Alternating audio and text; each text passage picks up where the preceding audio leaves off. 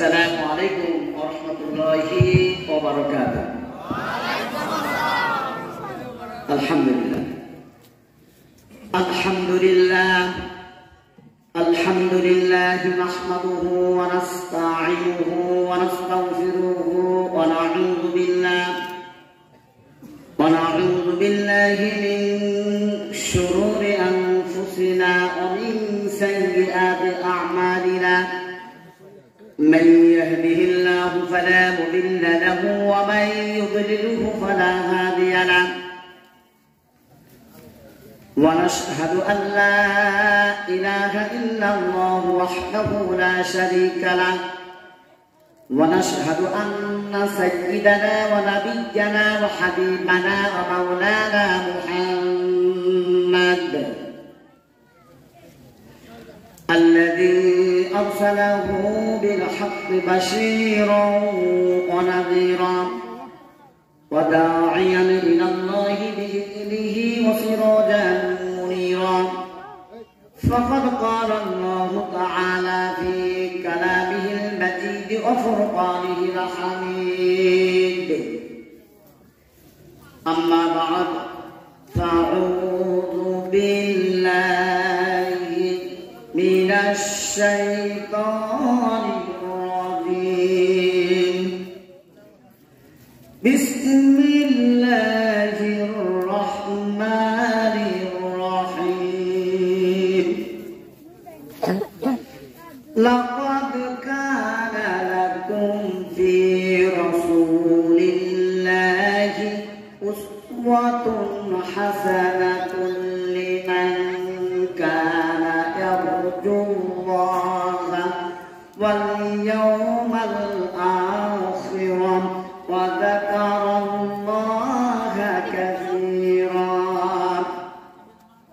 وفي آية أخرى اقرأ باسم ربك الذي خلق.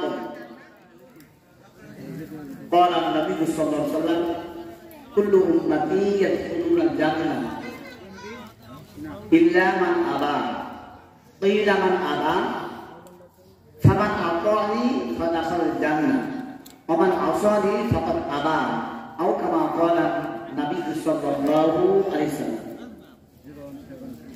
وفي حديث أخرى كن عالما أو متعلما أو مستمعا أو محبا له لا تكون خالصا أو كما قال النبي صلى الله عليه وسلم. ব্যবস্থাপক মডেল নুরানি model academy কর্তৃক আয়োজিত আজকে প্রথম বছরের প্রথম রজনী সম্মানিত সভাপতি সাহেব, প্রধান অতিথি, বিশেষ অতিথি, বিভিন্ন এলাকা থেকে আগত আইমায়ে মাসাজিদ, ওলামায়ে কেরাম, সর্বসাধারণ পর্দা অন্তরালের মা ও বোনেরা, কুচিকাচারা, সকলকে আবারও জানাই সালাম। আসসালামু আলাইকুম ওয়া রাহমাতুল্লাহি ওয়া বারাকাতুহু। আপনারা ভালো আছেন? আপনারা ভালো থাকলে আল্লাহর পক্ষ থেকে আমাকেও একটু ভালো থাকার সুযোগ করে দেন। আপনারা যেভাবে বসে আছেন তো মনে হচ্ছে আপনারা ভালো না, মনের দিক থেকে ভালো না, কষ্ট নিয়ে এসেছেন ভিতরে।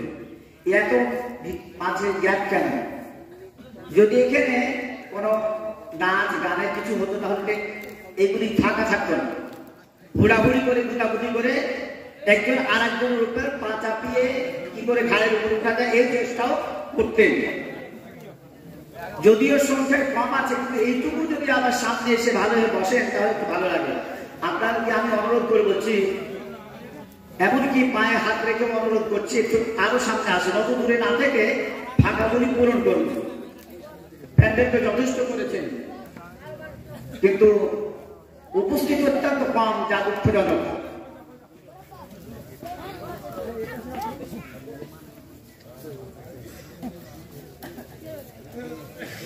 সমস্ত তারিফ, প্রশংসা, গুণগান, সত্য সালাত, জিকির আজকার, কোরআন তেলাওয়াত, ইবাদত বন্দেগী সেই মহামহিম মহান রব্বুল আলামিনের জন্য, যিনি অত্যন্ত দয়া পরবর্ষে আমাদেরকে শেষ নবীর উম্মত করে মুসলমানের ঘরে জন্ম দিয়ে অমূল্য সম্পদ ঈমান গ্রহণের সুযোগ দিয়ে সুস্থ শরীরে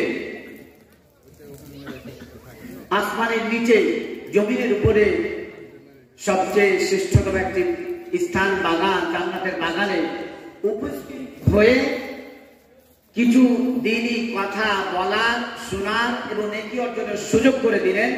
সেই বিশ্ব নির্বাক প্রতি শুকরিয়া, সকলে করুন আলহামদুলিল্লাহ।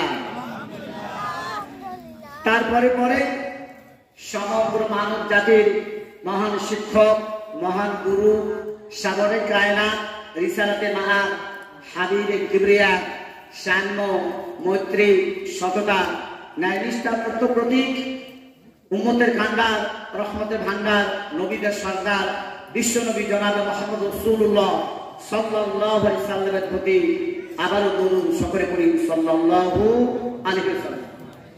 এরপর সেই সমস্ত আত্মাদের মাগফিরাত কামনা করি যারা এই দুনিয়ায় ঈমান নিয়ে দুনিয়া থেকে চলে গেছেন। আল্লাহ রাব্বুল আলামিন তাদের জিন্দেগীর গুনাহকে মাফ করে দিয়ে জান্নাতুল ফেরদাউসে পৌঁছে দিন। আমরা সকলে বলি আল্লাহুম্মা আমিন। বিশেষ করে আমাদের মাঝ থেকে যাদের কলিজার টুকরা, নয়নের মণি, হৃদয় স্পন্দন মা বাবা, যারা সবচাইতে বেশি আপনজন, হিতাকাঙ্ক্ষী, শুভাকাঙ্ক্ষী, যাদেরকে অস্বীকার করা যায় না, যাদের ঋণ পরিশোধ করার ক্ষমতা আমি সহ পৃথিবীর কোন সন্তানের নেই, এমন মা বাবা আজকে অন্ধকার কুটিরে, নীরব নগরে, সঙ্গীহীন বাতিহীন বিছানায় অবস্থায় শুয়ে আছেন। আল্লাহ রাব্বুল আলামিন তাদেরও জিন্দেগীর গুনাহটা মাফ করে দিয়ে কবরটাকে রওযাতুল রিয়াদের জান্নাত বানিয়ে দিয়ে জান্নাতুল ফেরদাউসের মেহমান বানিয়ে নিক। আমরা সবাই ভক্তি করে শ্রদ্ধার সাথে পড়ি আল্লাহুম্মা আমিন।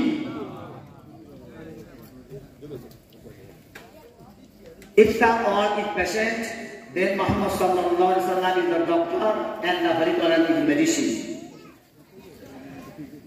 বিশ্বায়নের এই যুগে আমরা বসবাস করছি গ্লোবাল ভিলেজ অর সিটিতে। এখন আমরা দাঁড়িয়ে আছি ইনফরমেশন টেকনোলজির সুপার হাইওয়েতে। ফলে এক প্রান্ত হতে অপর প্রান্তে সংবাদ পৌঁছে যাচ্ছে মুহূর্তের মধ্যে। প্রযুক্তির এই আশীর্বাদকে কাজে লাগিয়ে পৃথিবীর তাগুত শক্তি, জাতি, সভ্যতা, তাদের চিন্তা চেতনা, আকীদা, বিশ্বাস, কৃষ্টি, কালচার, শিক্ষা, সংস্কৃতি, আদর্শ ও মূল্যবোধকে ছড়িয়ে ছিটিয়ে দিচ্ছে মুসলিম উম্মার মাঝে। কৌশলগত কারণে সাংস্কৃতিক আগ্রাসনের প্রধান লক্ষ্যে পরিণত হচ্ছে মুসলিম উম্মার যুব সমাজ। এর ওই বিষাক্ত ছাবায় মুসলিম উম্মাহ আজ সর্ববিখ্যাত হয়ে ভারতে বসে এসে তাদের স্বকীয়তা, ঐতিহ্য, ইতিহাস, পরিচিতি। ফলে মুসলিম উম্মাহ অপসংস্কৃতির অক্টোপাসে আক্রান্ত হয়ে তাদের সব কিছু হারিয়ে চোখে সরিষা ফুল ছাড়া কিছুই দেখে না। তাই আজও যদি মুসলিম উম্মাহ তাদের পুরানো সেই ঐতিহ্য, ইতিহাস, শিক্ষা, সংস্কৃতি, কৃষ্টি, কালচার, পরিচিতি, ঐতিহ্য, স্বকীয়তা এগুলি ফিরিয়ে পেতে চায়, তাহলে বিশ্বনবী জনাবে মুহাম্মদ রাসূলুল্লাহ সাল্লাল্লাহু আলাইহি সাল্লামের আদর্শের বিকল্প নেই। আছে নাকি? এই জন্য বলছি, if the world is patient, then Muhammad sallallahu alaihi wasallam is the doctor and the Holy Quran is medicine. গোটা বিশ্বটা রোগী, প্রত্যেকটা সেক্টরে, প্রত্যেকটা শ্রেণীতে, প্রত্যেকটা বিভাগে কি রোগ ছড়িয়ে আছে। মানুষের ব্যক্তিগত জীবনে, পারিবারিক, সামাজিক, অর্থনৈতিক, রাজনৈতিক, আন্তর্জাতিক বিশ্বে যে কোনো জায়গায় বলুন না কেন, সব জায়গাতে রোগ ছড়িয়ে আছে। এহেন অবস্থায় চিকিৎসার জন্য বিশ্বনবী জনাব মুহাম্মদ রাসূলুল্লাহ সাল্লাল্লাহু আলাইহি সাল্লামকে ডাক্তার হিসেবে গ্রহণ করতেই হবে। এবং তিনি যে চিকিৎসা দিয়েছেন, ঔষধ দিয়েছেন, সেটা হবে কি? কুরআনুল কারীম। এই জন্য if the world is patient, then Muhammad sallallahu alaihi wasallam is the doctor and the Holy Quran is medicine. কোরআন হচ্ছে মেডিসিন, কোরআন হচ্ছে মেডিসিন। আমার আগে কোরআন নিয়ে অনেক বিভিন্ন আয়াত দিয়ে অনেক সুন্দর সুন্দর কথা বলেছে। আমরা যদি এরপর আমল করি, আশা রাখি যে আমাদের জিন্দেগি কি ধন্য হয়ে যাবে। আমরা পরকালীন পাথর সংগ্রহ করে পরকালে শান্তি নিকেতন জান্নাতে যাওয়ার একটা সুযোগ পেয়ে, পথ পেয়ে যাব।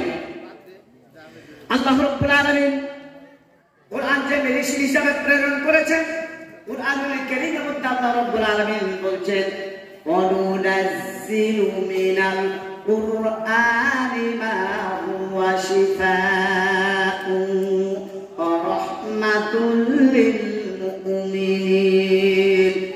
আল্লাহ রাব্বুল আলামিন কোরআনকে নাযিল করেছেন শিফা হিসাবে, আরোগ্য হিসাবে, ঔষধ হিসাবে। তাই মানুষের ব্যক্তিগত জীবন, পারিবারিক জীবন, সামাজিক জীবন, অর্থনৈতিক জীবন, রাজনৈতিক জীবন, আন্তর্জাতিক জীবন, সব জীবনে যে রোগ রয়েছে, এই রোগের জন্য আল্লাহ রাব্বুল আলামিন কোরআনুল কারীমকে মেডিসিন হিসেবে দিয়েছেন। কোরআন যেমন মানুষের শারীরিক রোগ দূর করতে পারে, মানুষের মানসিক রোগ দূর করতে পারে, মানুষের পারিবারিক সামাজিক সব জায়গাতে যত রোগ আছে সব রোগ দূর করতে পারে। এটা তো আমরা কোরআনকে শুধু মনে করি যে এই কোরআনটা কি নামাজের জন্য, নামাজ পড়ার জন্য, কোরআনটা খতমের জন্য, ঝাড়ফুঁকের জন্য না। The Holy Quran has not come only for reciting, but also to solve any problem. কোরআন যে কোনো সমস্যার সমাধানের জন্য এসেছে। To lead our personal life, to lead our family, to lead our economics, to lead our society, to lead our political life. এক কথায় কোরআন যে কোনো সমস্যার সমাধানের জন্য এসেছে। তাই কোরআন সব সমস্যার সমাধান। মহাগ্রন্থ আল কোরআন বিশ্বাস করেন তো, মানেন তো? মানলে মুমিন, না মানলে অমিন। মানলে আবু বকর, না মানলে আবু জেহেল। মানলে পজিটিভ, না মানলে নেগেটিভ। মানলে জান্নাতি, না মানলে জাহান্নামী। সোজা অর্থ নাকি কঠিন মনে হচ্ছে? তাহলে কোরআন মানার জন্য এসেছে, কোরআন মানতে হবে। কোরআন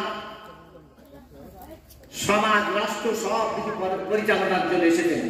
আর এই কোরআনকে যিনি চালিয়েছেন সবকিছু, উনি হচ্ছেন ডাক্তার, তিনি হচ্ছে বিশ্বনবী জনাবে মুহাম্মদ রাসূলুল্লাহ সাল্লাল্লাহু আলাইহি সাল্লাম। আমি নবীর আদর্শের উপর কিছু কথা বলবো বলে একটু প্রিপারেশন নিয়ে এসেছিলাম, কিন্তু এখানে এসে দেখলাম যে এটা একটা নতুন মাদ্রাসা, নুরানি মাদ্রাসা। তাই ধর্মীয় শিক্ষা নিয়েও কিছু আলোচনা করতে হবে বলে আমি মনে করেছি, এই জন্য কিছু পয়েন্ট টুকেছি। আমার আলোচনা দুই দিকে হবে, একটা নবীর আদর্শ নিয়ে আর ধর্মীয় শিক্ষা নিয়ে। আগে নবীর আদর্শ নিয়ে আলোচনায় আসি। কুরআনুল কারীমে যে প্রথম আয়াতখানা তেলাওয়াত করেছি, আল্লাহ রাব্বুল আলামিন কি বলছে সেই সরল অর্থটা জেনে নিন। আল্লাহ রাব্বুল আলামিন বলছেন, লাকাদ কানা লাকুম ফি রাসূলিল্লাহি উসওয়াতুন হাসানাতুন লিমান কানা ইয়ারজুল্লাহা ওয়াল ইয়াওমাল আখির ওয়া যাকারাল্লাহা কাসীরা। লাকাদ মানে অবশ্যই, কানা লাকুম তোমাদের জন্য রয়েছে, ফি রাসূলিল্লাহ রাসূলের মধ্যে, উসওয়াতুল হাসানা উত্তম আদর্শ, উত্তম চরিত্র, তিনি হচ্ছেন উত্তম মডেল। কাদের জন্য? লিমান কানা ইয়ারজুল্লাহ ওয়াল ইয়াওমাল আখির, যারা আল্লাহ এবং পরকালকে পেতে চায়, যারা আল্লাহ এবং পরকালকে পেতে চায় তাদের জন্য। ওয়া যাকারাল্লাহ কাসীরা, এবং যারা অধিক অধিক বেশি বেশি আল্লাহকে স্মরণ করে তাদের জন্য।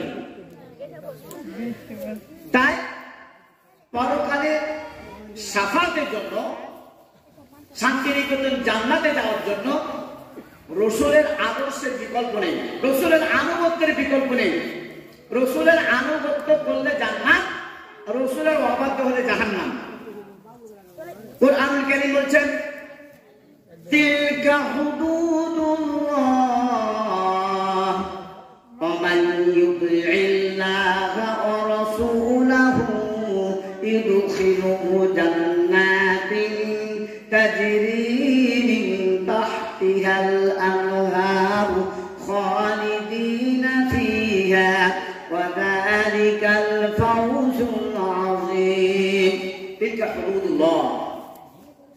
মিরাসের কথা, জমি জিরা বন্টনের কথা, শেষ আল্লাহ রাব্বুল আলামিন বলছে তিলকা হুদুদুল্লাহ, এগুলি হচ্ছে আল্লাহর হুদুদ, আল্লাহর সীমারেখা।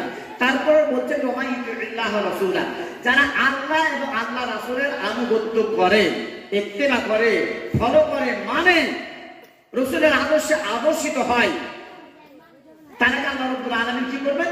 ইদখিলহু জান্নাতিন তাজরি মিন তাহতিহাল আনহার। আমরা সবাই জান্নাতে যেতে চাই তো নাকি? সবাই জান্নাতে যেতে চায়, জান্নাতের লোভেই দেখে এসেছি, যে জান্নাতের একটু পরকালীন প্রাথমিক সংগ্রহ করার জন্য দেখে এসেছি। তো আল্লাহ রাব্বুল আলামিন বলছেন যারা আল্লাহ এবং আল্লাহ রাসূলের আনুগত্য করবে তাদেরকে আমি জান্নাতে কি ঢুকাবো, প্রবেশ করাবো। খালিদিনা ফিহা, তারা চিরকাল চিরস্থায়ী ভাবে সেখানে থাকবে। ওয়াযালিকাল ফাওজুল আযীম, আর এটাই হচ্ছে মহান সাফল্য, সবচেয়ে বড় সাফল্য জান্নাত। একটা মানুষ জান্নাত পেয়ে গেলে আর কিছু কি চাইবে? আর কিছু চাইবে না। আল্লাহ রাব্বুল আলামিন বলেন রাসূলের আনুগত্যের মধ্যে জান্নাত, আর রাসূলের কেউ যদি অবাধ্য হয়, রাসূলের আদর্শে আদর্শিত না হয়, রাসূলকে না মানে, রাসূলকে ফলো না করে, তাহলে তার জন্য রয়েছে জাহান্নাম। আল্লাহ রাব্বুল আলামিন তারপরের আয়াতে বলছেন সূরাতুন নিসা 4 নম্বর পারা 19 নম্বর পৃষ্ঠার প্রথম লাইন থেকে আপনি বাড়ি গিয়ে দেখে নেবেন কি বলছে আল্লাহ রাব্বুল আলামিন। সেই পৃষ্ঠা দ্বিতীয় আয়াতে বলছেন ওয়ামান ইয়াসিল্লাহা ওয়া রাসূলাহু ইদখিলহু নারান খালিদান ফিহা ওয়া লাহু আযাবুন মুহিন। ওয়ামান ইয়াসিল্লাহা ওয়া রাসূলাহু, যে বা যাহারা আল্লাহ রাসূলের অবাধ্য হবে, আল্লাহ রাসূলের অবাধ্য হবে, আল্লাহ রাব্বুল আলামিন বলেন ইদখিলহু নারান, আমি তাকে কি নার মানে জাহান্নাম না, দোজখ না, তাকে আমি জাহান্নামে ঢুকাবো, দোজখে প্রবেশ করাবো। খালিদান ফিহা, সেখানে তারা চিরকাল চিরস্থায়ী ভাবে থাকবে। ওয়া লাহু আযাবুন মুহিন, তাদের জন্য রয়েছে যন্ত্রণাদায়ক অপমানজনক শাস্তির ব্যবস্থা রয়েছে, তাদের জন্য শাস্তির ব্যবস্থা রয়েছে। তাহলে রাসূলের আনুগত্যের মধ্যে কি জান্নাত, আর রাসূলের অবাধ্য হলে জাহান্নাম। আচ্ছা, আপনাদের কমন সেন্স একটা কথা বলুন তো, আপনারাই উত্তর দেন তো। অনেক সময় এই কথাটা শুনে আসি যে তাজ্যপুত্র, একটা শব্দ আছে তাজ্যপুত্র, মা বাবা সন্তানকে তাজ্যপুত্র করে না, কোন ছেলেকে করে, কোন সন্তান করে, যে সন্তানটা মা বাবার অবাধ্য তাকেই না। মা বাবার অবাধ্য হলে, মা বাবা যদি সন্তানকে তাজ্যপুত্র করে, সম্পত্তি থেকে কি মাইনাস করে, তাহলে যে রব্বুল আলামিনের আসমানের নিচে জমিনের উপরে 24 আওয়ার্স আমরা আল্লাহ অক্সিজেন গ্রহণ করছি, বৃষ্টি বাতাস বায়ু যা কিছু রয়েছে আল্লাহর অগণিত অফরন্ত অসংখ্য নিয়ামত 24 ঘন্টা উপভোগ করছি।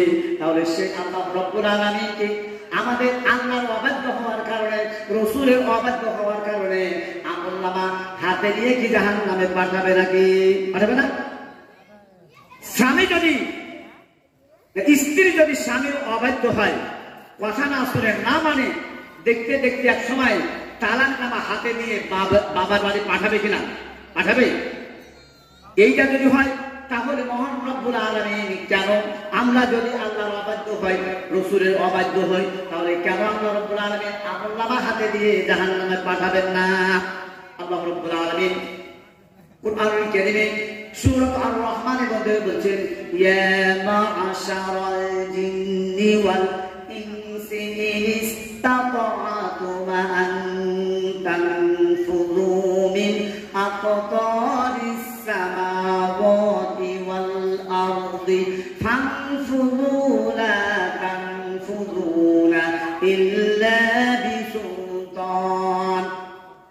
মানব দানব, জিন আর ইনসান, যাদেরকে আমার দেওয়া জীবন ব্যবস্থা ভালো লাগে না, আমার দেওয়া ইসলাম ভালো লাগে না, আমার দেওয়া রাজনীতি ভালো লাগে না, আমার দেওয়া অর্থনীতি ভালো লাগে না, আমার দেওয়া সমাজনীতি ভালো লাগে না, আমার দেওয়া নামাজ যাকাত কোরআন ভালো লাগে না, তারা চলে যাও, চলে যাও, আমার জমিন ছেড়ে চলে যাও, এমন জায়গায় চলে যাও যেই জায়গায় আমার কোনো অক্সিজেন নাই, আমার বৃষ্টি নেই, আমার আসমান নেই, আমার জমিন নেই, আমার নিয়ামত নাই, আমার খাদ্য সামগ্রী নেই, এমন জায়গায় চলে যাও, আমার একটা দেশে চলে যাও। আল্লাহ রাব্বুল আলামিন যেন ধমক দিয়ে বলছেন বান্দা কোথায় যাবে? আকাশে যাও না কেন, পাতালে যাও না কেন, খালে যাও না কেন, বিলে যাও না কেন, ইল্লা বিসুলতান, সেখানেই আমার নেতৃত্ব, কর্তৃত্ব, সবকিছু, আমার বাচ্চারিত্ব, আমার মুলকিয়াত, আমারই সবকিছু নাকি। লিল্লাহি মুলকুস সামাওয়াতি ওয়াল আরদ, লিল্লাহি মা ফিস সামাওয়াতি ওয়াল আরদ, কোরআন আছে না? আসমান এবং জমিনের যা কিছু দেখছো সবই কি আল্লাহর জন্য। আসমান জমিনের ক্ষমতা, মুলকিয়াত, রাজত্ব, কর্তৃত্ব, নেতৃত্ব সবকিছু কি আল্লাহ। সুতরাং সমস্ত নিয়ামত কি আল্লাহ। এই জন্য আল্লাহ রাব্বুল আলামিন কোরআন কারীমে ওই সূরা আর-রহমানের মধ্যে প্রায় 31 বার বলছেন, ফাবি আইয়ি আলাই রাব্বিকুমা তুকাযযিবান, which is the blessing of your Lord you will deny। তোমার প্রভুর কোন নিয়ামতটাকে অস্বীকার করবে? করার আছে নাকি? একটা আলপি যেটা আপনি এটা আমি বানিয়েছি, এই মোবাইলটা আমি বানিয়েছি, এটা বলবেন যে আমি বানিয়েছি, সব কিছু বলবেন আমি বানিয়েছি। আল্লাহ রাব্বুল আলামিন যদি একটাই প্রশ্ন করে বান্দারে, যেই জিনিসটা দিয়ে বানিয়েছো সেটা হচ্ছে তোমার ব্রেন, বিবেক, আকল, বুদ্ধি, এগুলি কে দিয়েছেন? জ্ঞানটা কে দিয়েছেন? আমি যদি পাগল হতাম তাহলে কি আমাকে স্থান দিতেন? কোন পাগল কি ওই মসজিদের ইমাম খানাতে তাকে ইমামতি করতে দিবেন নাকি? তার পিছনে নামাজ হবে নাকি? হবে? তাহলে এই যে জ্ঞান, আকল, বিবেক, বুদ্ধি আল্লাহ রাব্বুল আলামিন দিয়েছেন, এটার দাম যাবে নাকি? তাহলে আমার আপনাকে গর্ব অহংকার কোথায়? যেটা এটা আমি বানিয়েছি, এটা আমি বানিয়েছি। বান্দা তোমাকে কে বানিয়েছে? তুমি তো বলছো আমি বানিয়েছি, তোমাকে কে বানিয়েছে? চিন্তা করে তো। তাহলে কোনো কিছুই কেউ করে না, সব কিছু এভরিথিং উইথ আল্লাহ, সব কিছু কি আল্লাহর ইচ্ছা। যা কিছু আমরা করছি দেখছি সব কিছু কি আল্লাহর ইচ্ছা। তো আল্লাহ রাব্বুল আলামিন বিশ্ব নবীকে এই দুনিয়ায় একজন আদর্শবান, চরিত্রবান, আদর্শ মহাপুরুষ হিসাবে দুনিয়ায় প্রেরণ করেছেন। এখন আদর্শ মহাপুরুষকে এটা সংজ্ঞায় ডেফিনেশনে বলা যায়, যাকে চক্ষু বন্ধ করে নির্দ্বিধায়, বিনা সংকোচে, বিনা আপত্তিতে, বিনা প্রশ্নে প্রত্যেকটা সেক্টরে, প্রত্যেকটা বিভাগের শ্রেণীতে অনুকরণ করা যায়। তিনি হচ্ছেন কি বিশ্বনবী জনাব মুহাম্মদ রাসূলুল্লাহ সাল্লাল্লাহু আলাইহি ওয়াসাল্লাম। তিনি নিখুঁত, নির্ভেজাল। তিনি কি নেগেটিভ পারসন না পজিটিভ পারসন? সব ব্যাপারে না। তিনি বেগুনা নিষ্পাপ মাসুম, এবং সব নবীরা বেগুনা নিষ্পাপ মাসুম। তাহলে আল্লাহ রাব্বুল আলামিন নিখুঁত করে একজন ব্যক্তিকে পাঠালেন কুরআনুল কারীম দিয়ে তার আদর্শে পালন করার জন্য, তার আদর্শে আদর্শিত হওয়ার জন্য। এই জন্য আল্লাহর রঙে রঞ্জিত হও, নবীর আদর্শে আদর্শিত হও। আল্লাহ রাব্বুল আলামিন সিদওয়াতাল্লাহ ওয়া মান আহসানু মিনাল্লাহি সিদওয়া। তোমরা আল্লাহর রঙে রঞ্জিত হও। আল্লাহর রঙের চেয়ে কার রং উত্তম হতে পারে? তেমনি ভাবে তোমরা নবীর আদর্শে আদর্শিত হও। নবীর আদর্শ ছাড়া কার আদর্শ উত্তম হতে পারে? কারো আদর্শ উত্তম আছে নাকি? আল্লাহ রাব্বুল আলামিন গোটা কোরআনুল কারীমের মধ্যে দুইজন নবীর আদর্শে আদর্শিত হতে হচ্ছে। একজন ইব্রাহিম আলাইহিস সালাম, মুসলমানদের জাতির ইব্রাহিম আলাইহিস সালাম তার, এবং বিশ্ব নবী জনাব মুহাম্মদ রাসূলুল্লাহ সাল্লাল্লাহু আলাইহি ওয়াসাল্লাম। The perfect idealness is found for you in the idealness of Prophet sallallahu alaihi wasallam. Muhammad সাল্লাল্লাহু আলাইহি সাল্লামের মধ্যেই কি উত্তম চরিত্র, উত্তম আদর্শ নিহিত রয়েছে। সুতরাং আল্লাহ রাসূলের আদর্শে আমাদের আদর্শিত হতে হবে নাকি? তাই আজকের আলোচনা হবে যার সাথে যার মহব্বত তার সাথে কি তার কিয়ামত। যার সাথে যার মহব্বত তার সাথে তার কিয়ামত। এখন আপনি আপনার পছন্দ যে আপনি কার আদর্শ আদর্শিত হবেন, কাকে মহব্বত করবেন, কাকে মহব্বত করবেন। আপনি যাকে মহব্বত করবেন তার সাথে কি আপনার কিয়ামত হবে। আল্লাহ রাব্বুল আলামিন বিশ্ব নবীকে সবচাইতে বেশি মহব্বত করতে বলেছেন, ভালোবাসতে বলেছেন, এবং বিশ্ব নবীর ভালোবাসা হচ্ছে আপনার আমার ইমানের অর্ধেক। বিশ্ব নবী হচ্ছেন ইমানের অর্ধেক, আর বিশ্ব নবীর প্রতি ভালোবাসাটা হচ্ছে কি আপনার ইমানের পরিপূর্ণতা। তাই কালিমা লা ইলাহা ইল্লাল্লাহু মুহাম্মাদুর রাসূলুল্লাহ। তাহলে এই কালিমা প্রথম অর্ধেক হচ্ছে আল্লাহ, লা ইলাহা ইল্লাল্লাহ, এইটুকু হচ্ছে আল্লাহ, এই অর্ধেক আল্লাহ। মুহাম্মদ রাসূলুল্লাহ, এই অর্ধেক কি বিশ্ব নবী। পৃথিবীর কোন মানুষ শুধুমাত্র আল্লাহর উপর ঈমান এনে সে কি জান্নাত যেতে পারবে? তার কোন ইবাদত বন্দেগী গ্রহণযোগ্য হবে? সে জান্নাতে যেতে পারবে না বলেই আজকে দেখুন পৃথিবীতে ইহুদি, খ্রিস্টান এদের ধর্ম আছে না, এদের আসমানি কিতাবও আছে, কিন্তু তারা বিশ্ব নবীর প্রতি ঈমান না আনার কারণে তারা কি মুসলমান না, আর তারা জান্নাতে যাবে না, তাদের জন্য জান্নাত হারাম হারাম হারাম। বুঝেছেন? তাহলে বিশ্ব নবী জনাবে মুহাম্মদ রাসূলুল্লাহ সাল্লাল্লাহু আলাইহি সাল্লাম তিনি হচ্ছে ঈমানের কি অর্ধেক, আর তার ভালোবাসাটা হচ্ছে ঈমানের পরিপূর্ণতা। বিশ্বনবী নিজেই বলেছেন লা ইউমিনু আহাদুকুম হাত্তা আকুনা আহাব্বা ইলাইহি মিন ওয়ালিদিহি ওয়া ওয়ালাদিহি ওয়ান নাসি আজমাইন। তোমরা ততক্ষণ পর্যন্ত পূর্ণাঙ্গ মুমিন হতে পারবে না যতক্ষণ পর্যন্ত তোমাদের টাকা পয়সা, জমি জিরাত, ধন দৌলত, স্ত্রী পুত্র সন্তান সন্ততি, এমনকি নিজের জীবনের চেয়েও যতক্ষণ পর্যন্ত তোমরা নবীকে ভালোবাসার পাত্র হিসেবে গ্রহণ না করবে, অন্তরে জায়গা না দিতে পারবে, ততক্ষণ পর্যন্ত তোমরা কি পূর্ণাঙ্গ মুমিন হতে পারবে না। এই হাদিসটা যখন বর্ণনা করে হযরত ওমর ফারুক রাদিয়াল্লাহু তাআলা আনহু সহ অনেকে ছিলেন, ওমর ফারুক রাদিয়াল্লাহু তাআলা আনহু তিনি বললেন, হে রাসূল, আমি সব কিছুর থেকে এমনকি আমার স্ত্রী পুত্র সন্তান সন্ততি জমি সব কিছুর থেকে আপনাকে ভালোবাসি, কিন্তু আমার জীবনের চেয়ে কি এখনো পর্যন্ত ভালোবাসতে পারি না। রাসূল বললেন যে তাহলে তোমার ঈমান পূর্ণাঙ্গ হয় না। তারপরে কিছুক্ষণ পরে চিন্তা ভাবনা করে বললেন যে হ্যাঁ রাসূল, এখন থেকে মৃত্যুর আগ পর্যন্ত আমার জীবনের চেয়েও আপনাকে কি ভালোবাসবো। যেমন সাহাবা বাইনদের তারা তাদের জীবনের চেয়েও কি রাসূলকে ভালোবেসেছেন। আবু তালহা উহুদের প্রান্তরে রাসূলকে বাঁচানোর জন্য প্রায় 80টা তীর তার বক্ষে ধারণ করেন না, তার শরীরে গ্রহণ করেছিলেন। তাহলে তারা রাসূলকে কত ভালোবেসেছেন। এখন আপনি ভালোবাসবেন কেন, রাসূলকে কেন ভালোবাসবেন? যে কোনো জিনিসে ভালোবাসা শব্দটি আমি আমার ক্ষুদ্র জ্ঞান দিয়ে ব্যাখ্যা করেছি, আপনাদের কাছে অ্যাপ্রোপ্রিয়েট হবে নাকি জানি না।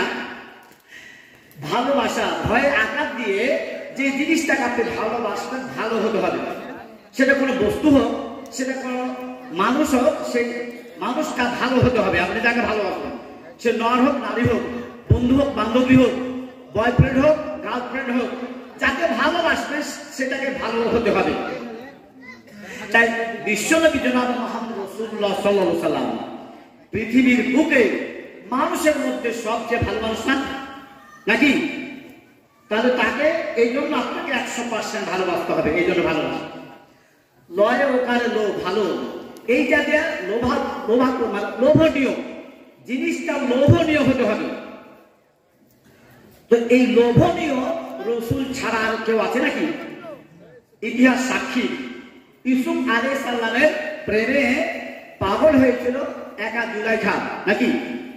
কিন্তু বিশ্বনবী জনাবে মুহাম্মদ রাসূলুল্লাহ সাল্লাল্লাহু আলাইহি সাল্লামের প্রেমে পাগল আকাশ বাতাস থেকে শুরু করে কীট পতঙ্গ যত কিছু আছে, দুনিয়ার সব মানুষ গাছ গাছাড়া সবকিছু আল্লাহ রাসূলের প্রেমে পাগল, ঠিক কিনা? আল্লাহ রাসূলের প্রেমে পাগল। আল্লাহ রাসূলকে তার কি সবচাইতে বেশি ভালোবেসে সাহাবা নাই। রাসূল হচ্ছে নবী রাসূল, এরা হচ্ছে ইংরেজি গ্রামারে ডিগ্রিতে আছে গুড বেটার বেস্ট নাকি? Good better best. নবী রাসূলরা হচ্ছে বেস্ট, নবী রাসূলরা হচ্ছে বেস্ট। গুড হচ্ছে বেটার হচ্ছে সাহাবা আজমাইন, এরা হচ্ছে বেটার। আর গুড হচ্ছে সাহাবীদের পরে তাবিঈ, তাবিঈন, আইম্মায়ে মুজতাহিদিন, সবচেয়ে সলিহ আলেম ওলামা, এরা হচ্ছে গুড। এদের অনুসারীরা এরা ভালো মানুষ যারা, তারা হচ্ছে গুড। সাহাবা আজমাইন এরা হচ্ছে বেটার, আর নবী রাসূল হচ্ছে কি বেস্ট। তাহলে বিশ্বনবী জনাবে মুহাম্মদ রাসূলুল্লাহ সাল্লাল্লাহু আলাইহি ওয়াসাল্লাম তিনি সাইয়্যিদুল মুরসালিন, নবীদেরও কি তিনি নেতার সর্দার, তাহলে তিনি সবচেয়ে লোভনীয় না? এই জন্য তাকে ভালোবাসতে হবে। বাসা বয়ে আকারে বা, যাকে ভালোবাসলে বাস যথেষ্ট, কাফি, এনাফ। আর দরকার নেই কাউকে ভালোবাসার দরকার নেই। ভালোবাসা সয় আকারে সা, এটা দিয়ে সান্ত্বনা। রাসূলকে ভালোবাসলে আপনি সান্ত্বনা পাবেন, আর কারোর দিকে তাকাতে হবে না। সান্ত্বনার জন্য, শান্তি নিকেতন পাওয়ার জন্য, যাওয়ার জন্য আর কারো ভালোবাসা দরকার হবে না। তাহলে এই জন্য বিশ্বনবী জনাব মুহাম্মদ রাসূলুল্লাহ সাল্লাল্লাহু আলাইহি সাল্লামকে ভালোবাসেন।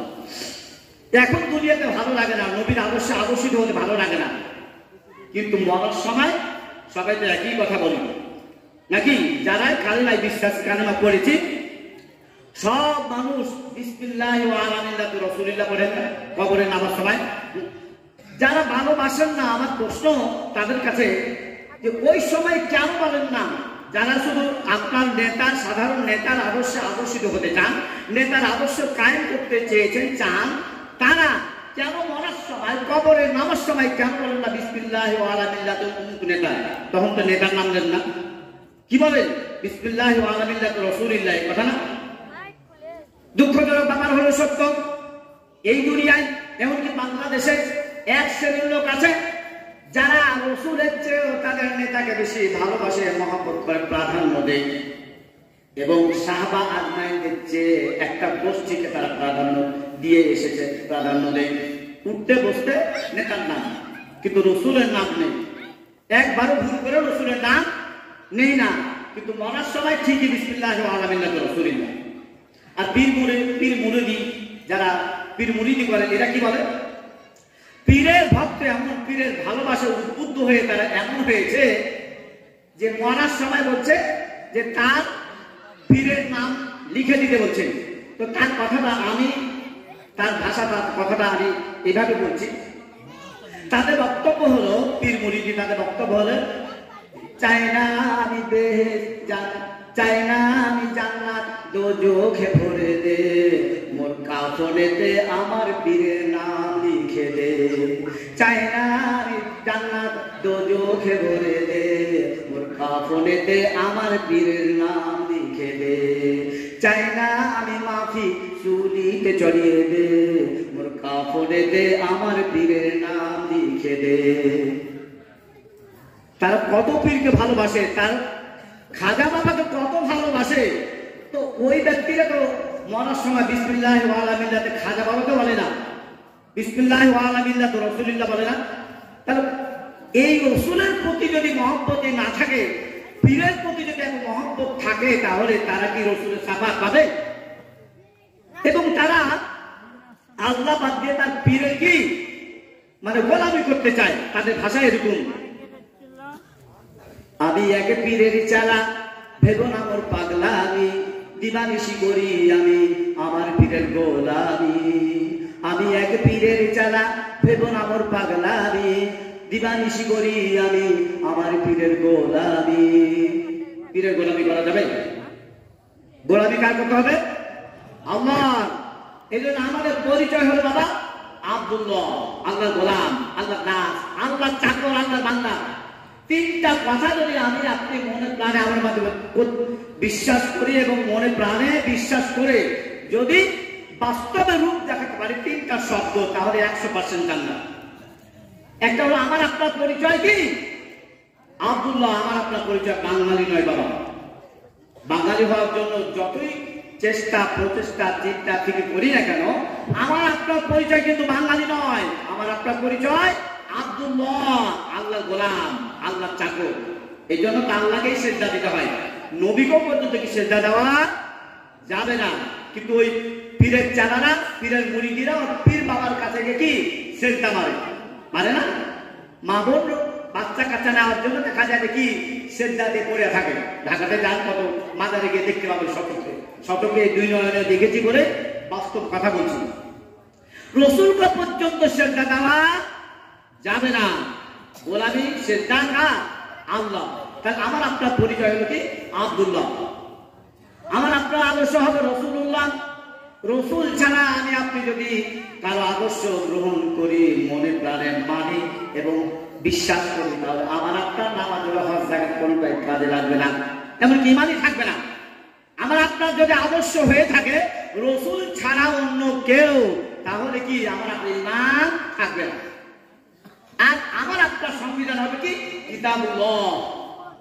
আমার আপনার সংবিধান কিতাবুল্লাহ, আল্লাহর কালাম, আল্লাহর কিতাব। এই জন্য কোরআন আমার আপনার কি জীবনকে সবকিছু পরিচালনা করে এসেছে, জীবন ব্যবস্থা। তাহলে আব্দুল্লাহ, রাসূলুল্লাহ আর কিতাবুল্লাহ, এই তিনটা শব্দ যদি আমি আপনি মনে প্রাণে বিশ্বাস করে বাস্তবে রূপ দেখাতে পারি তাহলে 100% জান্নাত। এবার আসুন বিশ্বনবী জনাবে মুহাম্মদ রাসূলুল্লাহ সাল্লাল্লাহু আলাইহি সাল্লাম যত আদর্শ রেখে গেছেন, যত কথা বলেছেন, আমরা তো পালন করতে পারি না, কিন্তু প্রচেষ্টা থাকতে হবে কিছু কিছু হলো কি পালন করা, নাকি পালন করার চেষ্টা। এখান থেকে আমরা ওয়াজ নিয়ে বাড়ি চলে যাব, ওয়াজ এখানেই পড়ে থাকে, কেউ ব্রেনে ডাউন নিয়ে যায় না। আমার আপনার ওয়াজ এই প্যান্ডেলের নিচে রেখে চলে যায়। কয়েকটা মানুষ আমরা আমল করার উদ্দেশ্য নিয়ে এখানে আসি। আমার তো মনে হয় যে 99.9 এত% লোক বক্তা কেমন, উপস্থাপনা কেমন, সুর কেমন, কণ্ঠ কেমন, মজাইতে জমাইতে পারছে কিনা, হাসাইতে পারছে কিনা, জোকারি করতে পারছে কিনা, এগুলি দেখতে আসে। আর এর জন্য তো কমিটি খুঁজে কি মানে ভাইরাল বক্তা আর জনগণ শ্রোতা এরা কি খুঁজে সুর, আর বক্তারা খুঁজে কি টাকা, কোথায় বেশি টাকা পাওয়া যাবে, হাজিরা কোথায় বেশি, ওইগুলি খুঁজে বেড়ায়। এই জন্য তো বাবা এই ওয়াজ থেকে তেমন কি হেদায়েতের নূর আমরা পাই না। ওয়াজ শুনে এখানে রেখে চলে যায়। তো বিশ্বনবী জনাবে মুহাম্মদ রাসূলুল্লাহ সাল্লাল্লাহু আলাইহি সাল্লাম এসেছেন শিক্ষক হিসাবে। তিনি নিজেই বলেছেন বুইসতু মুআল্লিমান উতিম্মিমা লিমাকারিমিল আখলাক, উত্তম চরিত্র শিক্ষা দেওয়ার জন্য কি বিশ্বনবী জনাবে মুহাম্মদ রাসূলুল্লাহ সাল্লাল্লাহু আলাইহি সাল্লাম দুনিয়ায় এসেছেন। তো বিশ্বনবী সবার শিক্ষক, আর তার শিক্ষক হলো মহান রব্বুল আলামিন। তো বিশ্বনবী জনাবে মুহাম্মদ রাসূলুল্লাহ সাল্লাল্লাহু আলাইহি সাল্লাম সব মানুষের নেতা, সব মানুষের শিক্ষক। তিনি আমাদেরকে শিক্ষা দিতে এসেছেন, আদর্শ চরিত্র এগুলি শিক্ষা দিতে এসেছেন। এই জন্য তিনি বলছেন বুইসতু মুআল্লিমান, আমি শিক্ষক হিসেবে এসেছি। বাবা মা বাবা উপর থেকে নিচের দিকে নিয়ে আসে, আর শিক্ষক নিচ থেকে উপর দিকে নিয়ে যায়। উপর থেকে নিচে নামা একটু সহজ, কিন্তু নিচ থেকে উপরে ওঠা একটু কঠিন, নাকি? তো মা বাবা জন্ম দিয়ে ছেড়ে দেন বেশিরভাগই, আর শিক্ষক তাকে কি করে আদর্শে আদর্শিত করে। দুঃখজনক ব্যাপার হলো সত্য যে সব শিক্ষক নয়, শুধু কিন্তু সব শিক্ষক নয়, অনেক শিক্ষক তার ছাত্রকে আদর্শহীন কথা, ভাষা এগুলি শিখায়, যার কারণে দেখা যায় যে দাঁড়িয়ে পেশাব করে। আমি যখন শিক্ষার ব্যাপারে যাবো তখন এই কথাগুলি পয়েন্টগুলি নিয়ে আসবো। যাই হোক, তো বিশ্বনবী জনাবে মুহাম্মদ রাসূলুল্লাহ সাল্লাল্লাহু আলাইহি সাল্লাম যতগুলি কথা বলেছেন, তিনি যেমন একটা বলেছেন যে মানবস্থা ফালাইছে না, যারা মানুষকে ধোঁকা দেয় তারা আমার উম্মত নয়। যারা মানুষকে ধোঁকা দেয়, প্রতারণা করে, তারা রসুল বলছে আমার উম্মত নয়। আর আল্লাহ রসুলের উম্মত আমি আপনি যদি না হতে পারি, তাহলে আল্লাহ রসুলকে আমার আপনাকে সাফাত করবে নাকি? দুনিয়াতে দেখুন এই প্রতারণা জালগুলি মানে চক্রবৃদ্ধি হারে একজন আরেকজনকে ঠকাচ্ছে। তো মনে কর আমরা কেউ কিছু তেমন মনে করি না, কিন্তু কোথাকার পানি কোথায় গড়ায় এইটুকু আমরা খেয়াল রাখি না। যেমন ধরুন দুধ বিক্রেতা, একটু দৃষ্টান্ত দিচ্ছি, দুধ বিক্রেতা ধরুন 5-10 কেজি যদি দুধ হয় গরুর থেকে, সে আরো 5 কেজি বেশি করে লাভ বেশির জন্য 15 কেজি করে বিক্রি করছে। সে বিক্রি করার পরে চাউল কিনতে গেল চাউলের দোকানে, চাউলওয়ালা বলছে বাবা 1 নাম্বার মিনিকেট চাউল, চকচকে চাউল, ভালো চাউল, কিন্তু আর মধ্যে কি পাথর খোয়া এগুলি মিশানো চাউল বেশি দামে বিক্রি করে দিল। অনেক সুন্দর সুন্দর কথা বলে চাউল বিক্রি, দাবার মাছ, চাউল বিক্রি করে মাছ কিনতে গেল, যেখানে মাছ কিনতে গেল মাছ বিক্রেতা আবার ফরমালিন যুক্ত মাছ দিয়ে বলছে ভালো টাটকা মাছ, দামও বেশি নিল, আবার বললো টাটকা মাছ, সুন্দর মাছ, ভালো মাছ। মাছ বিক্রয় করে যখন তিনি বাড়ি ফিরছেন, হয়তো এমন সংবাদ দিল যে তার সন্তানটা অ্যাক্সিডেন্ট করেছে। তার সন্তানকে নিয়ে হাসপাতালে দৌড়ালো। হাসপাতালের গেটে ঢুকতে কি দালাল দাঁড়িয়ে থাকে? দালাল দাঁড়িয়ে থাকে না, ওরা আর ধোকাবাজ, ধাপ্পাবাজ, যে ভালো ভালো ডাক্তার আছে, অমুক ডাক্তার অমুক ডাক্তার, ওর কাছ থেকে কিছু মানে টাকা হাতিয়ে নেই। আমারই এক ছাত্র একটা অ্যাক্সিডেন্ট করলো কারেন্টের একটু, দিয়ে নবাবপুর সরকারি হাসপাতালে গেলাম, দালাল করছে যে অবস্থা নেগেটিভ, খুব ভালো নয়, আপনি তাড়াতাড়ি রাস্তায় নিয়ে চলে যান, এই যে অ্যাম্বুলেন্স আছে তাড়াতাড়ি নিয়ে চলে যান, আপনাকে ব্যবস্থা করে নিয়ে চলে যান। আমার বেটা কখনো উপস্থিত ছিল, তো বললেন যে না আগে ডাক্তার সাথে কথা বলবো তারপরে। উনি একটু প্রাথমিক চিকিৎসা একটু বুঝেন, বললেন না আপনার কথা আমি শুনবো না, আমি ডাক্তার সাথে কথা বলবো। ডাক্তার সাথে কথা বলে ওখানেই 3 দিন থেকে আল্লাহ এখন কি দিদি ভালো চলাফেরা রয়েছে। রাস্তায় গেলে হয়তো 10 গুণ খরচ করিয়ে দিত।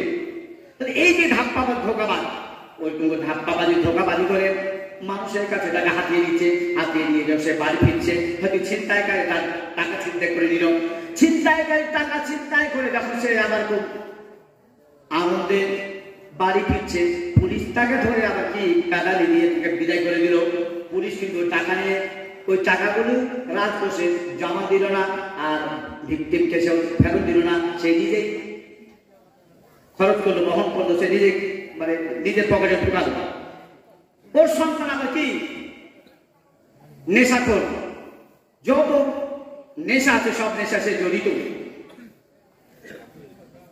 সুশীল সমাজের সন্তানেরা, ছেলেমেয়েরা আজকে কি নেশাগ্রস্ত, মা বাবারা হতাশাগ্রস্ত, আর সমাজ ক্ষতিগ্রস্ত, এই তো অবস্থা চলছে।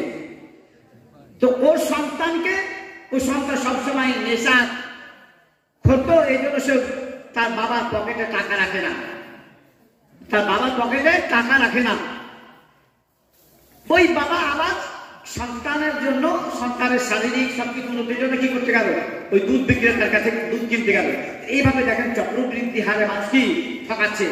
তাই বিশ্বনবী জনাব মুহাম্মদ রাসূলুল্লাহ সাল্লাল্লাহু আলাইহি সাল্লাম এসেছেন দুনিয়াতে শিক্ষা দিতে, চরিত্র আদর্শবান চরিত্রবান বানানোর জন্য এসেছেন।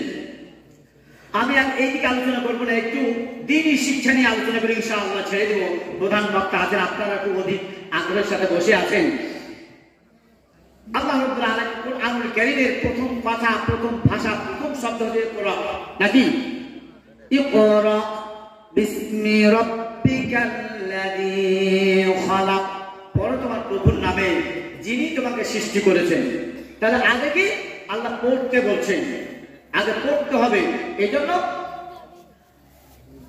মানার জন্য জানতে হবে, জানার জন্য পড়তে হবে। আপনি নামাজ, রোজা, হজ, যাকাত ইত্যাদি মানবেন, এই মানার জন্য নামাজ কি, হজ কি, যাকাত কি, এগুলি সম্পর্কে আমাকে আপনাকে জানতে হবে না? আর এই জানার জন্য আমাকে আপনাকে পড়তে হবে। তাহলে আল্লাহ প্রথম পড়তে বলছেন। তাহলে শিক্ষার গুরুত্ব, আল্লাহ এই শিক্ষাটা যে আপনার মানুষের মৌলিক অধিকারের একটি কিনা, এই মৌলিক অধিকারের একটি খাদ্য, বস্ত্র, বাসস্থান, শিক্ষা ও চিকিৎসা, এই যে 5টা মৌলিক শিক্ষা আছে, তাহলে আল্লাহ রাব্বুল আলামিন এই 5টা মৌলিক শিক্ষা কি দিয়েছেন কিনা? শিক্ষার গুরুত্ব আল্লাহ সর্বপ্রথম দিয়েছেন। আমাকে আপনাকে নামাজ পড়ার আগে কি কোরআন শিখতে হবে, কোরআন শিখতে হবে। তাহলে শিক্ষার গুরুত্ব আগে দিতে হবে, শিক্ষা গ্রহণ করতেই হবে। নো, আগে এই গুরুত্ব বোঝানোর জন্য একটা কথা বলতে, no animal can stand without backbone. মেরুদণ্ড ছাড়া কোনো প্রাণী কি দাঁড়াতে পারে? বলুন তো, পারে না। কেঁচোর মেরুদণ্ড নেই বলে কি কেঁচো দাঁড়াতে পারে না। এটা যদি সত্য হয়, তাহলে তেমনি ভাবে no nation can prosper without education. শিক্ষা ছাড়া কোনো জাতি উন্নতির উচ্চ শিখরে আরোহণ করতে পারে না। আমার আপনার বাংলাদেশ জন্মভূমি, মাতৃভূমি, যুদ্ধের সময় কি অবস্থা ছিল? আমাদের যে এত উন্নতি হয়েছে, শিক্ষার হারও বেড়েছে এবং সব দিক দিয়ে উন্নতি, যদিও চরিত্রের দিকটা খুব নিচে নেমে গেছে, উন্নতি হলে অবনতি হয়েছে। তখনকার মানুষ অনেক ভালো ছিল, অনেক বিশ্বস্ত ছিল, আর এখন মানুষ শিক্ষিত হয়ে মানুষের সাথে ধোঁকাবাজি করছে, ধাপ্পাবাজি করছে, মানুষকে চিতারি বাটপারি ঠাকাচ্ছে, কত কিছু করছে। তাহলে শিক্ষার গুরুত্ব আল্লাহ রাব্বুল আলামিন দিয়েছেন। এই শিক্ষার গুরুত্ব আল্লাহ দিয়েছেন, আর সাথে সাথে আমাকে আপনাকে আরেকটি জিনিস গ্রহণ করতে হবে, যে ধর্মীয় শিক্ষা। শিক্ষা তো দরকার আছেই, কিন্তু ধর্মীয় শিক্ষা আর গুরুত্বপূর্ণ। আল্লাহ রাব্বুল আলামিন হচ্ছে কুরআনুল কারীমের মধ্যে, ওয়াল্লাযীনা উতুল ইলমা দারাজাত, যারা এর পারদর্শী, যারা এর অর্জন করেছে, আল্লাহ বলছে ওয়াল্লাযীনা উতুল ইলমা দারাজাত, আলেমের মর্যাদা সবচেয়ে বেশি। কার কথা? আল্লাহর কথা। এই জন্য রাসূল সাল্লাল্লাহু আলাইহি ওয়াসাল্লাম বলছেন কোন আলেম তোমরা আলেম হও, তোমরা আলেম হও।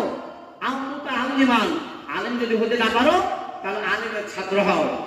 মুস্তামিয়ান, আলেমের কি ছাত্র যদি না হতে পারো তাহলে আলেমদের কথা শ্রবণকারী হও। যেমন আপনারা আলেমদের কথা শুনতে এসেছেন, তাই না? তো আল্লাহ রাসূল বলছে আলেমের কথা শোনো। আও মুহিব্বালাহু, এটাও যদি না পারো লা তাকুন, তাহলে কি তাদেরকে মহব্বত করতে শিখো। লা তাকুন খামিসান, তোমরা পঞ্চম বাহিনী হও না, 5 নম্বরে যেও না, 4-এর মধ্যে সীমাবদ্ধ থাকো। আমার আপনার মনের মধ্যে অনেক কিছু হতে চায় না? ডাক্তার, ইঞ্জিনিয়ার, ব্যারিস্টার, মুফতি, মুহাদ্দিস, এগুলি যদি কেউ হতে চায় এমনি হয়ে যাবে, আগে জ্ঞান অর্জন করতে হবে। তাহলে মনের আপনার একটা বিজয় আছে, মনের বিজয়ের জন্য আগে জ্ঞানের বিজয় দরকার। মনের বিজয়ের জন্য আগে জ্ঞানের বিজয় দরকার। তাই মনের বিজয় চাইতে হলে জ্ঞানের বিজয় চাই, মনের বিজয় চাইতে হলে জ্ঞানের বিজয় চাই। জ্ঞান যেখানে বোবা বধির হৃদয় যে কানা, হৃদয় যে কানা। মনের বিজয় চাইতে হলে জ্ঞানের বিজয় চাই। তাই মনে যে আমার একটা আশা আকাঙ্ক্ষা, এই মনের বিজয়টা পাওয়ার জন্য আপনাকে জ্ঞানের বিকল্প নাই, জ্ঞানের বিজয় আনতেই হবে। তাহলে এই জ্ঞানটা হবে ওহী ভিত্তিক জ্ঞান হতে হবে, ওহী ভিত্তিক জ্ঞান হতে হবে। এই জন্য রাসূল বললেন যে তোমরা আলেম হও, না হলে ছাত্র হও, না হলে শ্রোতা হও, না হলে কি তোমরা তাদের মহব্বত করতে শিখো, ভালোবাসতে শিখো।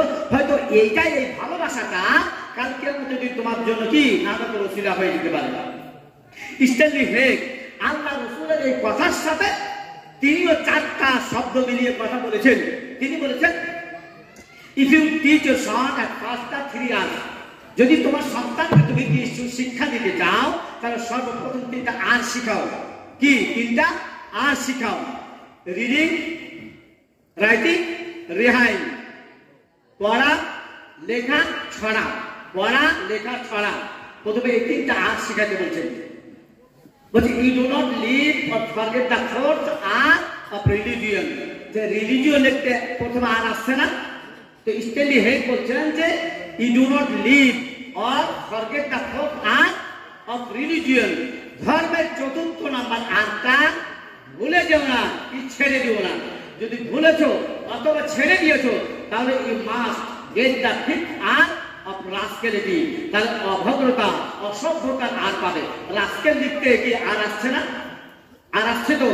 তো তিনি বলছেন আল্লাহ রাসূলের এই কোন আলেমান এইটার সাথে তাল মিলিয়ে তিনিও বলছেন যে তোমরা কি ধর্মের 4র্থ নাম্বার আরটা ভুলে যেও না অথবা ছেড়ে দিও না। যদি ভুলেছো অথবা ছেড়ে দিয়েছো তাহলে 5ম নাম্বার যে আরটা পাবে, এই আরটা হবে অভদ্রতা, এই আরটা হবে অসভ্যতার আর। আমরা তো মনে করি সভ্য ভদ্র বোধহয় তারাই, এবং তারাও নিজেকে মনে করে আমরা সভ্য, আমরা ভদ্র। যারা বড় বড় চুল, বড় বড় নখ এবং হিপ্পি কাটিং, বাটি কাটিং, তারপর সিঙ্গারা কাটিং আর প্যান্ট সেটা মানে মুখ হ্যাংটান দিশান যান এরকম পোশাক পরলে তারা নিজেকে ভদ্র মনে করে। কিন্তু মনে রাখুন, কিপ ইন মাইন্ড, আমাদের মনে রাখা উচিত যে ভদ্রতা এবং সভ্যতার সম্পর্ক বাহ্যিক অর্থ সম্পদ এবং বাহ্যিক প্রতাপের সঙ্গে নয়, নীতি নৈতিকতার সঙ্গে। সভ্যতার সম্পর্ক আভিজাত্যের সঙ্গে নয়, আদর্শের সঙ্গে। সভ্যতার সম্পর্ক স্টাইলের সঙ্গে নয়, ভদ্রতার সঙ্গে। সভ্যতার সম্পর্ক বিজ্ঞানের সঙ্গে নয়, জ্ঞানের সঙ্গে। আর সেই জ্ঞান হলো এলেম, সেই জ্ঞান হলো ওহী ভিত্তিক, হাদিস ভিত্তিক, হাদিস, কোরআন ও হাদিসের জ্ঞান, কোরআন ও হাদিসের জ্ঞান। এই জন্য রাসূল সাল্লাল্লাহু আলাইহি ওয়াসাল্লাম বলেছেন তালাবুল ইলমি ফারিদাতুন আলা কুল্লি মুসলিম। প্রত্যেকটা মুসলিম নর এবং নারীর জন্য ইলম অর্জন করা ফরজ আইন। নামাজের আগে ইলম অর্জন করা ফরজ আইন। কারণ আমি আপনি যদি কি দোয়া দরুদ না জানি, সূরা ফাতিহা না জানি, ওযু করতে না জানি, ওযুর ফরজ না জানি, এইগুলি যদি আপনি না জানি তাহলে কি নামাজ পড়া যাবে নাকি? তাহলে নামাজ পড়ার জন্য কি, এই জন্য মানার জন্য জানতে হবে, জানার জন্য কি করতে হবে? জানার জন্য পড়তে হবে। এই নুরানি মাদ্রাসা এখানে নতুন একটা কি তৈরি হয়েছে, সামনে বছর জানুয়ারি থেকে স্টার্ট হবে। বিল্ডিং দেখতে পাচ্ছেন। আমি আপনাদেরকে উপদেশ অনুভব করে যাব, আপনাদের সন্তানদেরকে কি মাদ্রাসায় পড়তে দিবেন। মাদ্রাসায় পড়ার পরে আপনি ডাক্তার, ইঞ্জিনিয়ার, ব্যারিস্টার সব পড়াবেন, সব করেন। আল্লাহর প্রতি শুকরিয়া। আপনি যদি আপনার সন্তানকে কি কোরআন শিক্ষা দেন সর্বপ্রথম, তাহলে দি হরি কোরআন উইল টিচ দেম এভরিথিং। কোরআন আপনাকে সব কিছু শিক্ষা দিবে। He can be a doctor, he can be an engineer, he can be a pilot, he can be a teacher, সব কিছু হতে পারবেন। আমার ছাত্র আমার কাছে হেড শেষ করার পর রংপুর মেডিকেল কলেজ থেকে কি ডাক্তার হয়েছে, রংপুর মেডিকেল কলেজ থেকে ডাক্তার হয়েছে, এখন ঢাকায় থাকে। আমার ছাত্র আমার কাছে হেড করার পরে আমার 23 বছরের মাদ্রাসার বয়স, 23 বছর মানে সফলতা অনেক কাছে আল্লাহ রাব্বুল আলামিনের দয়ায়। তো আমার কাছে হেফজ করার পরে এখন দুবাই ইউনিভার্সিটিতে গত বছর চান্স পেয়েছে। আল্লাহর প্রতি শুকরিয়া। আমিও হেফজ করার পরে আল্লাহ রাব্বুল আলামিন আমাকে 4 বার জেনারেল আর অ্যারাবিকে 4 বার এমএ পাস করাচ্ছে। একটা কলেজের শিক্ষকতাও আল্লাহ করিয়েছে। তাহলে এই যে সর্বপ্রথম আপনার সন্তানকে কি কোরআন শিক্ষা দিবেন, ওই কোরআন আপনার সন্তানকে সব শিক্ষা দিবেন। আপনি যা বানাতে যাবেন, ডাক্তার, ইঞ্জিনিয়ার, ব্যারিস্টার, পাইলট, যা কিছু বানাতে যাবেন, কোরআন আপনাকে অবশ্যই সব কিছু শিক্ষা দিবেন। তাহলে আসুন, আল্লাহ রাব্বুল আলামিন আমাকে আপনাকে দুনিয়ায় প্রেরণ করেছেন, রাসূল প্রেরণ করেছেন। আমি প্রথমে একটা কথা বলেছি, if the world is patient then Muhammad সাল্লাল্লাহু আলাইহি সাল্লাম is the doctor and the holy Quran is medicine. গোটা বিশ্ব যদি রোগী হয়, তাহলে এই রোগীর রোগ সারানোর জন্য বিশ্ব নবীকে ডাক্তার হিসাবে গ্রহণ করতে হবে আর কোরআনকে মেডিসিন হিসাবে গ্রহণ করতে হবে। তাই আল্লাহ রাব্বুল আলামিন আমি সহ গোটা উম্মাহকে আল্লাহর রঙে রঞ্জিত হবার, রাসূলের আদর্শে আদর্শিত হবার এবং কোরআন শিক্ষার, কোরআনের কারখানা, এই নুরানের মাদ্রাসায় আমার আপনার সন্তানকে সেখানে ভর্তি করে কোরআনের শিক্ষা দিয়ে তাদের ওসিলায় যেন আমরা কি জান্নাতে যেতে পারি। আল্লাহ রাব্বুল আলামিন কবুল করুক। সকলে বলি আল্লাহুম্মা আমিন। ওয়া আখিরু দাওয়ানা আলহামদুলিল্লাহি রাব্বিল আলামিন। যারা আজকে এর ব্যবস্থা করেছেন, এই মাদ্রাসার ব্যবস্থা করেছেন, আল্লাহ রাব্বুল আলামিন সকলকে যেন উত্তম জাযা দেন, সকলকে মানে শারীরিক সুস্থতায় রেখে, মানসিক দুশ্চিন্তা থেকে মুক্ত রেখে তাদের দীর্ঘায়ু কামনা করে আমি শেষ করছি। আবার সালাম, আসসালামু আলাইকুম ওয়া রাহমাতুল্লাহি ওয়া বারাকাতুহু।